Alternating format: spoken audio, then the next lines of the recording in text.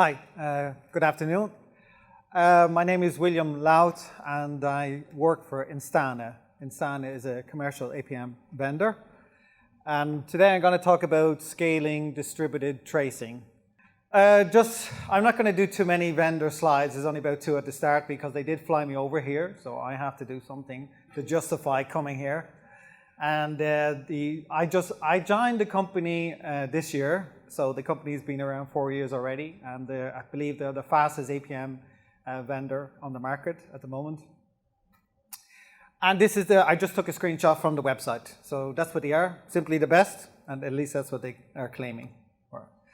Part of the product is the topology, and we've already heard this. I'm just going to put 2 screenshots up because there is someone here from Instana. Where is it? There, if you want to talk to someone about Instana, the product, there's the man. And of course, we have it's a beautiful, actually, to be honest, it's a really nice product. And you should check it on the website, instana.com. Okay, about me, Autoletics. So before I joined Instana, in fact, I was at the beginning of Instana. 4 years ago, I was part of the founding group. But I had a medical problem, and then I had to give up the company, and I came back just recently. But I've been building APM products for 20 years, since 1999, 20 years, and building distributed tracing and moving on to other things. So I have a website, Autoletics.com, and basically I ran it as a one-man outfit building products. I was really doing the research and development, but not very good on the sales part. Because I tended to actually try to solve the problems far further than everybody was then thinking. The technologies products I built, just quickly, Saturas was a kind of basically a profiling system, but a very adaptive mechanism. Stenos is a recording system. It gives your JVM a memory. It's able to replay your memory without the code being there. So it's a time machine. SIMS is a time machine meets the matrix. So SIMS was a simulation system where all your machines would actually send their behavior to another system which would simulate it and play it back. The only company who would consider it was actually Google. I did a talk up on YouTube, it's up on YouTube, to the YouTube group in Stockholm, and they did tell me I was a bit crazy to build something like that. So once Google tells you you're crazy, you probably haven't got a market. So that was SIMS, and then I went on to build Centris, which is a kind of a controlling system, able to control your code from remotely, and basically put in adaptive control valves, quality of service. And then I had some projects. And those projects and the work I did means I work for Instana on the future. Not what Instana has been building over 4 years, but what we'll need in the future. What is not working now, but we still have to sell it because people have to take steps. There are steps to progress. And so my research is, first of all, look at what we're doing in the market now, what our needs are coming online. Microservices, containers, event architectures, reactive systems, actors, and serverless, these things. And of course the cloud and cloud native if you want. So what I then do is I look at that and I say, what does that mean for the future? And my way of doing it is I go into the future and then I see what it looks like, at least my interpretation, and then I step back and I build what I need to do once I've come back in. Yes, probably a bit of drug use there now, and to be honest, it's not, but you do have to dream. You have to be able to think of where it's going, imagine what that future looks like, and then step back and start building the steps forward to that. And what I then do is I look at observability, which is where we're kind of doing, which is the old way of calling monitoring. So anywhere you see I say observability, I'm also saying monitoring. But I'll get into the subtle differences between those. Controllability is control. Operations today think they have control. It's really largely an illusion of control. Most operations today is just starting and stopping services. That's probably the most direct way that people think about control. I think about control in terms of the network, where we manage flow. Packets going through a network, I imagine software being like that. Flows and being able to directly put a valve in like there was a pipeline, because we always hear about data pipelines.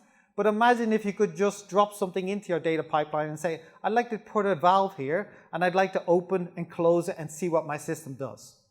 So I like to do things that are really to bring the human and the machine together. What's the machine good at, and what's the human good at? Now, the humans are always good at exploring and breaking things. And that's a part of the learning. Machine is never going to deviate from its program. You know, there might be some tolerance put in for a system, but the human is the one that's seeking, is a knowledge seeker. And that's what I research about, and I research how to make other people knowledge seekers. And operability is, okay, when we got that, we've got observability, we've got controllability, which is able to do something to software as it's doing it.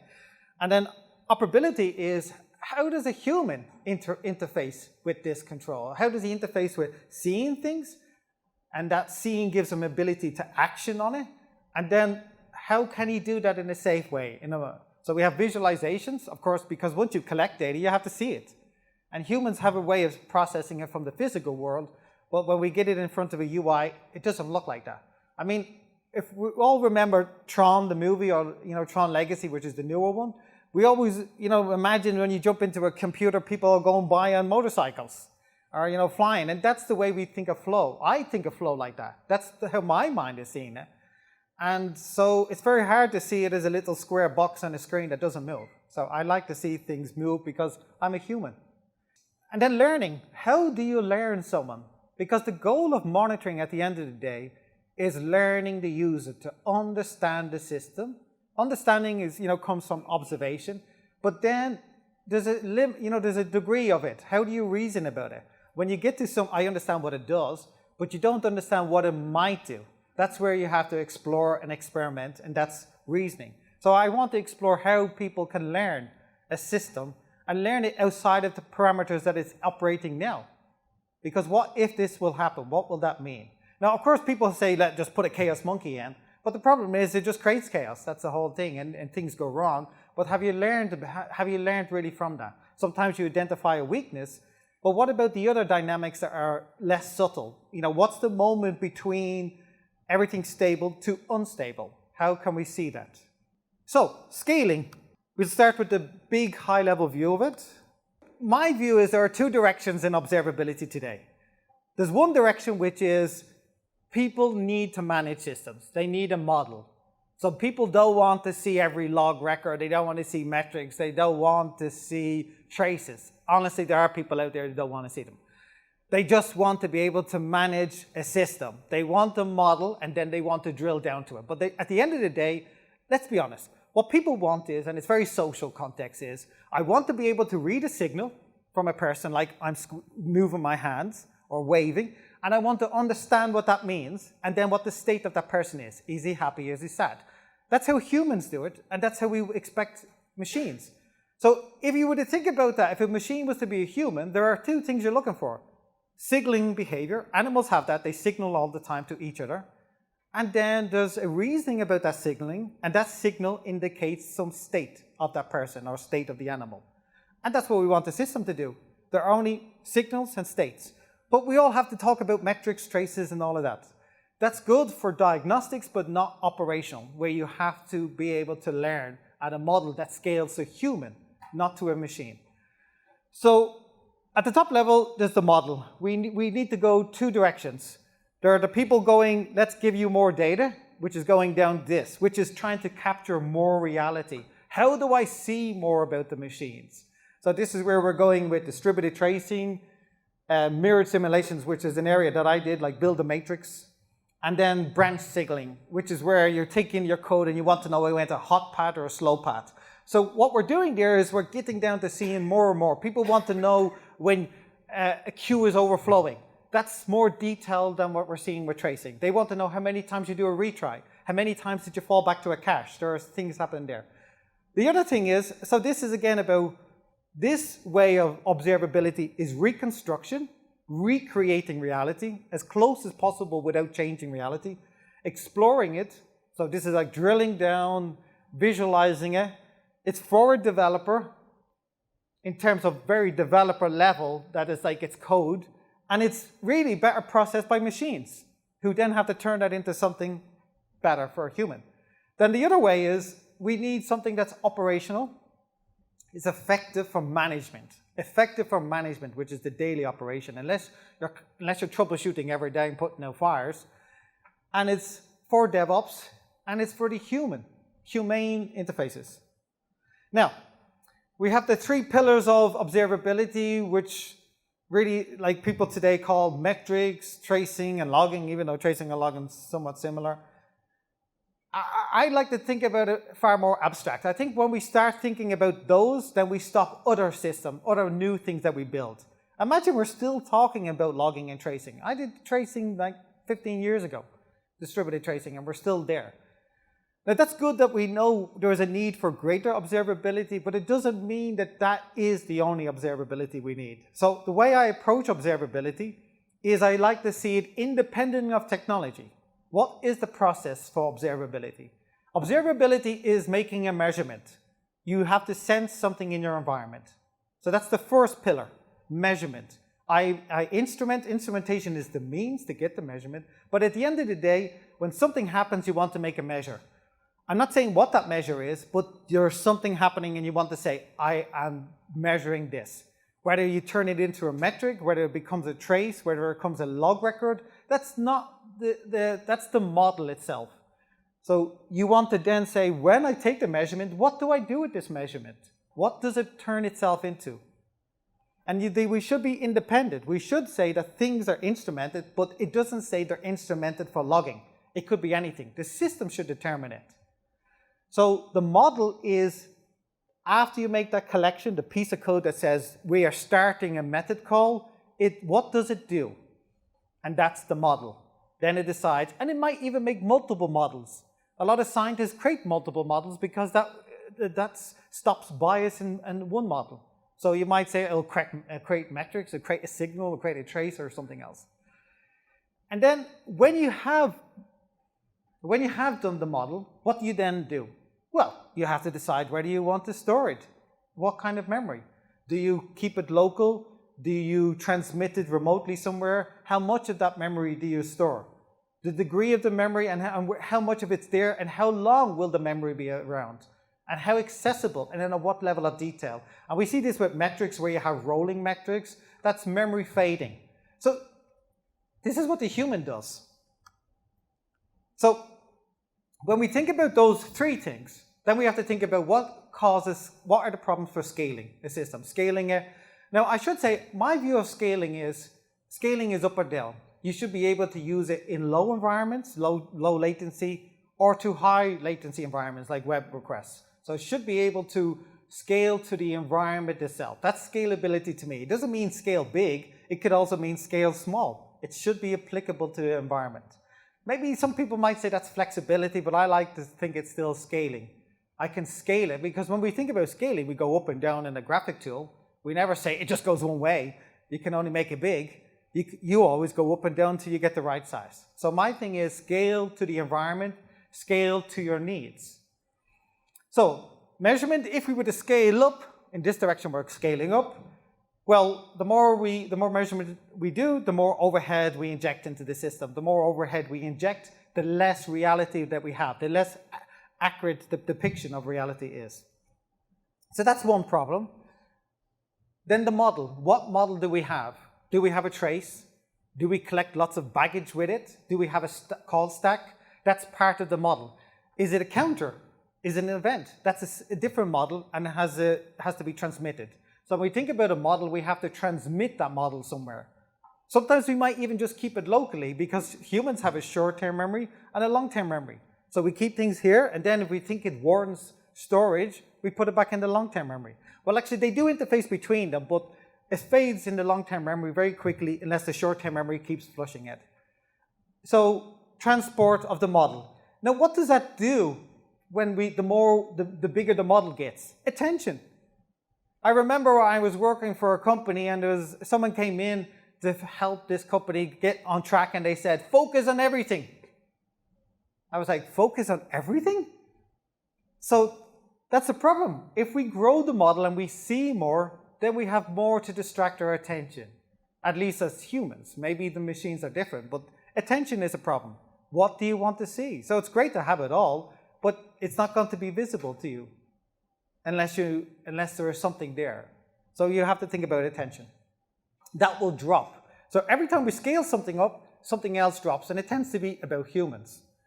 And memory, the more we store, so if we increase the memory, which is what we're collecting, that model, where we transmit it, how many times a second, where it stays from your server to clusters to the cloud, and then week, days, months, years, all of that impacts the storage, of course. The storage will increase your costs.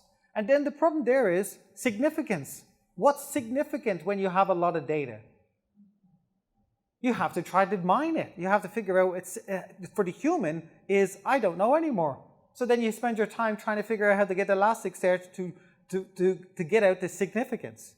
And it seems strange that we send a lot of data back to the back end and we can't even tell something is significant. A lot of the time we're not. We're still like exploring. But there's significant events like in microservices, tracing today can't see a retry. That's extraordinary. Retries are very important nowadays for, the systems start timing out and then they start retrying. We can't see those resilient mechanisms.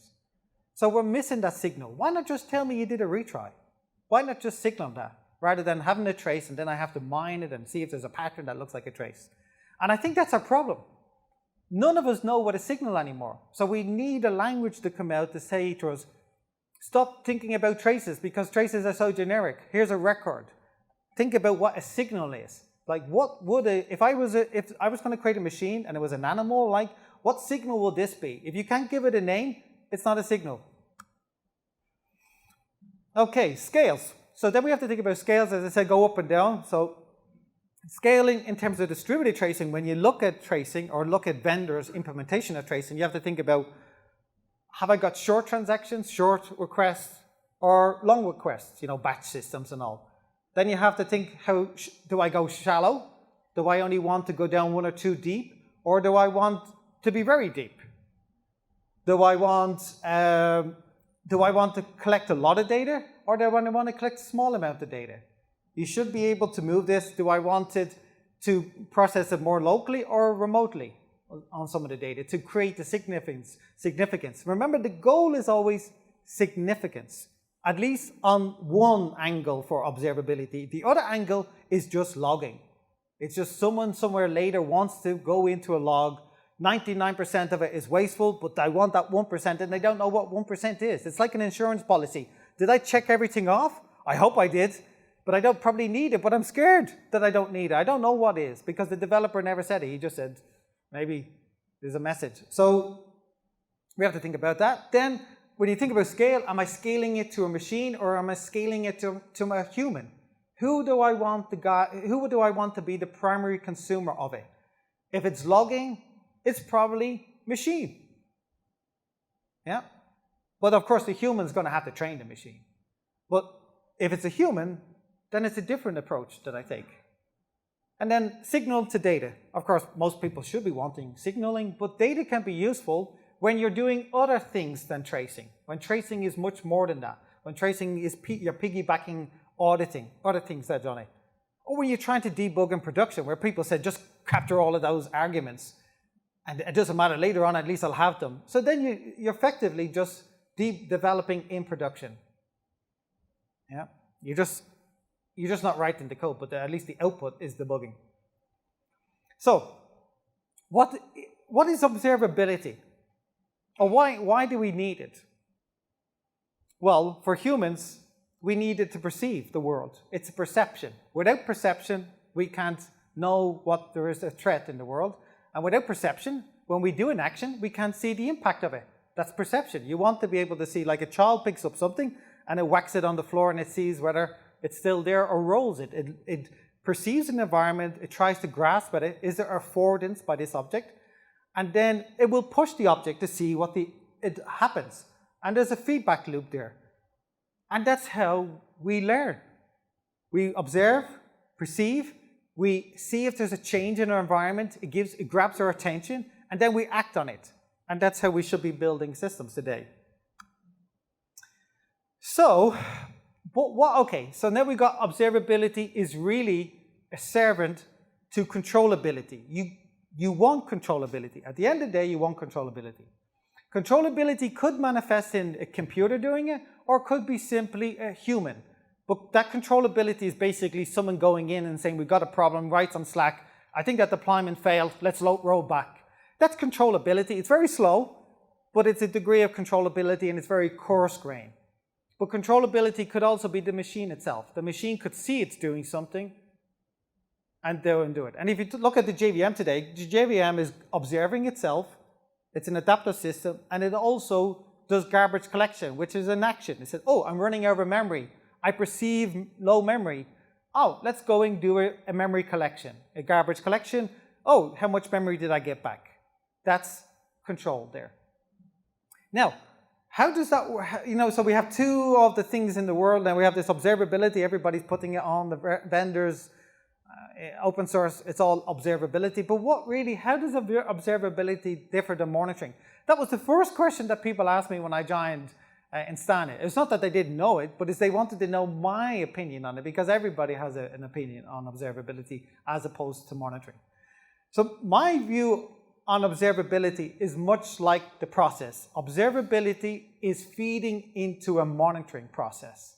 Everything in the world is built on things that are happening, there's a process controlling it, and even above that, there's another process controlling it. Everything emits a signal, something looks at the signal, says, I need to control this, I'll do something that changes it. So to me, observability is really the data that feeds the monitoring process. The monitoring is the management, it's the more strategic. Observability is the collection, get something, model it. The monitoring is the taking of that data, the reasoning of it. Because if you looked at my definition of observability, it said memory, it said model, it said measurement, but it didn't say anything about machine learning or AI or any of these buzzwords, because that's monitoring. That's what the product's doing. It's figuring out that. Now, monitoring should be more active. The problem today is monitoring and observability look the same because what we collect is what we display, and that's a problem. Because it's just a straightforward transformation. There is no real process in between that, what the observability is and monitoring. And monitoring to me would be, I don't need to observe anything until there's a problem. But of course, you say, well, how do you know if there's a problem if there's no observability? Well, then what you say is, and just like humans, we scan a room, we make prediction on what something is there. If it's not there, what do? We draw our attention. So monitoring is the regulation of observability. Observability should not always be on full 100%. It should be selective. You might say, let's do cheap observability. Then when I see something's going wrong in my environment, let's escalate the observability. Which is like me scanning a room, something grabs my attention, and what do? I focus my eyes. That's the monitoring. The monitoring is the process of focus, prioritization. And that's what a monitoring project gives over observability. It gives you that management of that, helps guide your attention.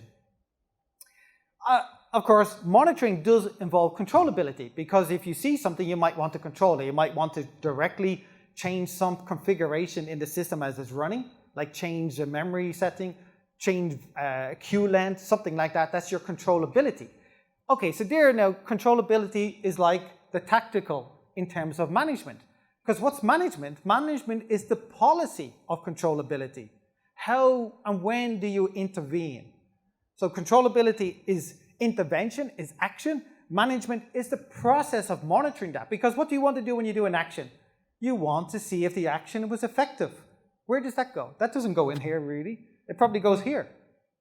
Because that's policy-based. A lot of this is policies. How much monitoring do we need? How much management intervention, or what type? Are we aggressive? Are we sensitive? Is it mission critical? That's the policy there. Okay. Observability then is basically data all going up, and what we really want when we get up to the human level, cognition, is significance. So observability is this, monitoring is significance, determining whether something is significant and narrowing it down within the observability or the information. It's the semantics of what it is. The rest of it is just raw sensory data. Okay, so signals and state. That's what we want to do in an environment, is observe objects, see the signals, infer the state. That's the basic of communication. Collection, if we talk about tracing today, is take a measurement, We push it to back-end system, that becomes the memory and the model. That's basically what most tracing products look like today. What we need to manage that, because the problem with this is it just gets so much data being transformed over into the cloud. Now the thing is that Instana is dealing with big problems. You know, we have huge customers and they do a big marketing campaign, and suddenly we escalate from, you know, to billions very quickly of calls we have to trace. So we have to understand how to do that. And one way to do it is, because we're talking about scaling, this doesn't scale so much, is, at least for the systems, is we need hierarchies of systems. So we need what I call is every agent or every cluster, every grouping in your system needs M3, measurement, model, and memory. And for each of those, they feed into the next level, into the next cluster, into the next at the cluster level, and they get promoted. I think that's the only way, and we need to have collective intelligence. We don't want to send all of it. You don't want to see a whole map of all the data being sent to somewhere. You want to group those into those within locations or grouping and let them filter it up. So what do we, and also to scale also, we have to scale the data down. We want to scale the data that we're going back to the back end. So we want to see more, so we want to instrument a lot.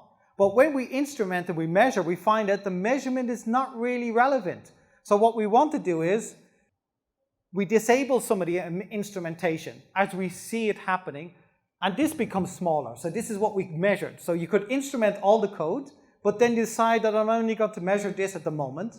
And then when you measure it, you might say, do I need to collect this? Does it look interesting? What do I need to do? You might say it's too cheap, it's too fast, it's not interesting, so you might make it even smaller. You might collect less. Then you collect it, and then you try to see whether there's patterns within the collection, and you might see, I don't need to transmit it all, because it's all the same. So you want to make it even smaller, so you transmit less, and then eventually it gets to the store. That's the only way to scale the system. See everything, but don't collect it all. Tracing today, we have like this is a service graph, A, B, A and column B and C and D. And then what happens with tracing is that in a tracing system today is you get like an agent within your environment. It could be within the application or external. And there's an agent there, and he's sending the M3 data. But it does mean that everything has to connect it to it. So that's a typical probably APM vendor layout. The M3 will then send it off to a cloud. But this is where the data from the tracing. So this is your functional pipeline. And then you have every service connecting to your trace agent or whatever agent that you're using to transmit elsewhere. In a federation system, with that, there's problems with scaling that. In a federation system, what you might want to do is then have the M3 connected to each service. Every service has its own agent, or at least its own store. And then you don't need, they can also then link to themselves. So then the traces, instead of the tracing services, they link to there, but let the agents link to each other. To say that, hey, if you need the data from this store, I can give it to you because I remember from here. So this is more federation. We don't need to send it everywhere. We just need to say that, well, when you need the ID, I have it, but maybe you don't want it. So we only have to load it on demand. Another way to do it, so that's one way. Another way is, maybe I don't even need to store it at all.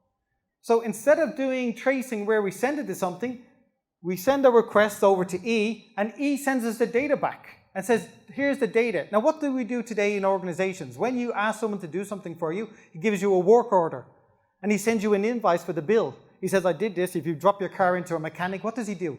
He tells you everything he does, and that's his traceability. So one way of tracing is that every time a service does something, he sends a ping back to you, here's the trace data, and you decide to trace, to store it. At the moment, everybody is deciding to store it because they don't know the person above them. They don't know whether it's interesting to him. It might be interesting to him, but let's say it's too cheap. He doesn't think it's interesting. But maybe this service says, I want to know what you did. So then the guy always has to store it today. Because someone at the top said, sample this, and then all the way down, everybody's sampling. But maybe at this level, it's not interesting. And he wants to know whether this guy above is really interested after he gets the data. So backtrace is a way to solve that. Let the guy behind you see if you're interested. So what happens when I get a bill from my garage, I tear it up after I pay the bill. I'm not interested in storing it unless it's my company car. So if no one needs the paperwork, I get rid of the paperwork. So that's one way of solving backtracing. And then you leave it to the guy at the top to decide. So let's drill down a little bit. Sampling, we've already heard people say 100% sampling. I was like, 100% sampling? That's like just always on, isn't it? Who was the... Adrian, you said 100% sampling, was it? Yes, I did say that. No, but I just no, but I just say, well, yeah, so when I talk about sampling, I'm talking about selective. 100% sampling is just always on, yeah? I know there's a sample flag for that, but when I'm talking about sampling is you are being selective. So one way to do it is random. You just pick any trace. Another way to do it is, I don't know which one to pick. Maybe I do a time zone, because the problem with random is, let's say you pick one there, but you don't know what was happening at the same time. So random is a problem because you can't see at the same time. So you see a bit, you got one trace here, 10 seconds later you got another trace, but you don't know what other traces were going on. So one way to do that is randomly window. You know, pick a window, sample during that window, and sample everything during that window. Now, of course, then the problem is, then you have a fixed window, and let's say you have a system that's a bit, has a sync-in system or has some windowing, making its own ticker in it.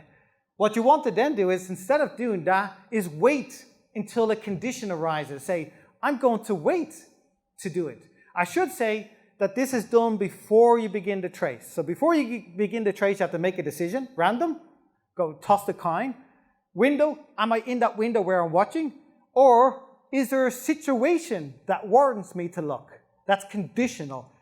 This is the best we can probably do today with sampling, and I think some people call it intelligent. I wouldn't call it intelligent, but it's conditional. It's conditional to the system. It depends on what the condition is, whether it's intelligent. Another thing you could do is also rate limiting. So then you say, I'll pick 4 within a window, and then you discard these. I do another 4 in this window. The blue is the active ones if you measured, and then you do here. Again, you can do this before you begin the trace. But what about after you do the trace? Then you can discriminate. So after you've done the trace, and you might say, I want to discard it or forget it. So after that, you could say, I only want the big guys. So you then pick the window. So that's post the trace. And there could be some condition to that. I just said the size is big of the trace. Now, all systems have some type of buffering. We always have queues. There's a queue everywhere in systems. And traces are no different, trace systems. So what traces will do is most agents will buffer up a number of spans and then they forward it onto something else. And I'm not saying whether it's local or whether remote, but there's buffers everywhere in the tracing systems I see. So one way you can do this, and this is after you've done the trace, is you have your buffer before you send it on. You can say, I haven't been able to send on these 100 and you're sending me more traces. I'm going to just drop them. I'm only going to give you this because I need this. Typically, there's an agent or a scheduling system that says, take these, ship them. Take these, ship them. And if it can't keep up, that's a problem for scaling. If it can't keep up, what do? You don't want to break the application. So you have to forget something. So scaling is about making decisions when things are overloading. And dropping is one of them. You just immediately drop them while this is still full. Some people then drop them when there's a window, when it's getting close to full. And what they do is they take the big ones, they allow the big ones. So they have a threshold, and once you go over that threshold, from then on, only the interesting traces, and we drop all the small traces. But then you still have a little window. It's basically two windows. Another way is discarding, is that you have a buffer, and you just simply discard. As they go in the buffer, you just drop them. And before you send the payload on, you just go through and you drop them. Drop non-interesting ones. The white ones go in the bin, and I forward on the ones that are interesting. The problem with interesting is then everything looks like a problem. You don't even know what normal is. So you have to be careful. There's no one solution. You have to mix and match. And I think that's why some people do 100% sampling. Because they don't know when it's not sampling. And that's the part of the monitoring system. A monitoring system should tell you what I was doing, what decision, why I was sampling and why I wasn't sampling. But if a human doesn't see that, he wants 100% because he doesn't want this oh, I don't know whether I have it. Is this it all? Where's the rest of the data? That's the problem for humans. But, so what happens is most systems, and when they don't do that, they just crash or they just discard it. And then someone sends tech support, it's dropping data. But it's, someone has to make a decision because maybe something is failing. Another way to do it is if you have an application that's running very fast, is to delay the application. Now that's a bad thing because you're slowing down the application. But that might be where you say, I don't care. We have to store it anyway. It's a legal requirement. Tracing is actually logging or auditing. So I have to delay it. I can't drop this data. So if the queue is filling up, I'm just going to put delay in and it's going to delay the guy that's filling it up. And the delay will be the application. So you might slow down. But then what happens when you slow down? You want to know that you slow down. So you need an indicator that this trace was impacted by your intervention. Another way to do it is degrade. You have a trace, and you might do this in somewhere in the pipeline where you start degrading the memory. Like our recollection, this is the full memory, and over time, or maybe in the pipeline itself, you drop off some spans, and then you eventually just have one span. We do that, or we should do that always in the storage systems, but you could also do it in the pipeline itself. And you might do that because you're timing out. Maybe the span, you've got the spans, you're waiting for them all to collect. Okay, I want to just talk about individual costs when something you might not know. I just wanted to give you that's the big issues, but the architectural issues. And the ability to what do I do when I can't send all the data? So I have to make a policy. Then the other thing is, what do you do? What is it that tracing causes every time you do a trace? So you do a trace today, well, you read the clock. Clock access will probably be about 30 to 40 nanoseconds, so you're going to read that twice. So these are costs that you're going to do. There are costs for IDing or giving it a name. Sometimes this is expensive when you take a HTTP request and you have to parse it out, and ID here is also name. So I'm talking about ID, you give it a trace ID, a span ID, and name. These things can be expensive because you're extracting data from the payload of the request. And then when you do that, you also want to tag things. You want to add a tag into a trace. So that's a little bit more overhead than typically an ID. This is what the scale is not right. It probably goes more like this. But I just wanted to show that this is the kind of trend that when you start thinking about these, when you start tagging and you start adding items into your baggage, an item is where you send it with the request to the next service, the hop.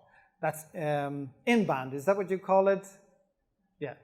And out-of-band is the tagging. That goes off to the trace server. So there's two types of communication, to the trace agent that's collecting, and then there's the thing to the next service. And this is where we add items into a baggage, and that goes on to the request, the HTTP request, and that's sent over. Of course, the more baggage you put in there, the slower it gets to your system. Then the other thing is logging. You have tracing APIs put log statements in there. And they put it like a map. And that can be quite expensive. In our systems, we have to be very efficient in how we do that and try not to do it at all. So logging is always where you add it. Logging will increase the payload, but also slow down the system. So you want that. And I understand why people want it, because they want it in that system and not in the other system. They don't want it in Splunk. They want it in Zipkin, so they attach it there. But the systems are not as efficient as the logging itself. And call stacks are extremely expensive, and everybody wants a call stack. And I blame Spring on that. No, but today we have, I remember when I actually started with Java 0.91. I think it came to Iona in 1996 in Dublin, and I actually got a little Java badge. So I'm a grandfather, at this stage when it comes to Java. I'm not the grandfather of Java, but I'm old. I just use a lot of beauty products. And stacks are very expensive. So what some people do, some tracing systems, is they say only collect the stack trace, the top 10 or 20, but today's stack traces can be 300. There's no one that's going to ever look at a stack trace 300. It's so expensive to collect. It's literally, that ladder would just keep going up and up and up if I was to scale it to the other costs. It's very expensive to do. And it's expensive because there's a lot of duplication in the system. Because all those strings, a lot of them are repeating strings. You know, there's a string here where it has the same package in every string. It's good for compression on the network, but it's terrible for memory management within the system, especially if you've got buffering. So if you buffer 100,000 of them and you've got the stack traces for them, you've got a lot of memory. And so you have to be careful there with the collection of stacks. Again, I would say that these should be things that adaptive system would change. It would say, do we want to collect stack traces? No. Is there a problem? Probably not. Have I changed the system? Oh yes, there's been a change. Maybe I should collect stack traces when the code is changed. And then once I see that everything looks the same, I stop looking at stack traces. Our problem today is our tools are dumb. They're just not like humans. They're just collecting. It seems good. It's like the step one on the ladder. We think we've evolved, but we're really at a so primitive level. It's like leaving the ocean. We're just like getting onto land and we're wiggling around and we're feeling like intelligent, and it's like, I can see. But we really haven't even got to the stage where you see, you react, you change, you adapt. Our tooling is like, just let it put it up on the dashboard. And even there, like we put it on dashboards today, but has anybody ever really looked at those dashboards? I've gone into companies where, and what's happening is the pretty dashboards. We're driven by prettiness. They're up there and everybody looking at it, and I see these spikes and I always say, does that spike look interesting? And he goes, looks like all the other spikes. And that's what it is, because that's not geared for a human. Human doesn't need spikes. He needs something that tells him something. So we need machines. We need to be augmented by machine learning that says what the machine thinks about the world. Hey, I think this service is acting up. And then what you think about it yourself as an operation. So my view of the future is that we are all part of a system, that everybody is an actor in the monitoring system. Users are able to tell us that our data, if our system is failing. The services talk to each other and they give them, like on Twitter, I'll give you a like, or I like you or dislike you. Each of the services is making a judgment on the other services. Operations are making a judgment on the monitoring process. Is the monitoring system acting well? Is it making good determination? But today you can't tell a system whether it's effective. You know, like you can't say, hey, you found it, well done. There's no feedback to the system. There's no way capturing it. I remember I was working for a company that did a smart thermostat on the wall. And we had to hire 8 data scientists to collect all of this data to determine whether there was a window open in a house. So they had to disaggregate all of the data, all of the temperature changes, the boiler coming on, and they spent months, I think it was 1.5 years of a project trying to find whether in the data they could see a window open.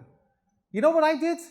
I said, could we put a question on the thermostat that said that when we see something change, that said, is there a window open? And they clicked yes. And I tainted then the data. This is when the window is open. And that changed the whole program.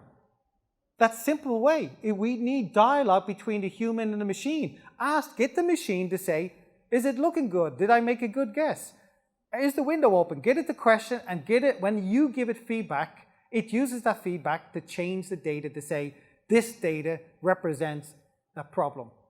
And the human has told me it's at this level. And that's what we need. Cheers.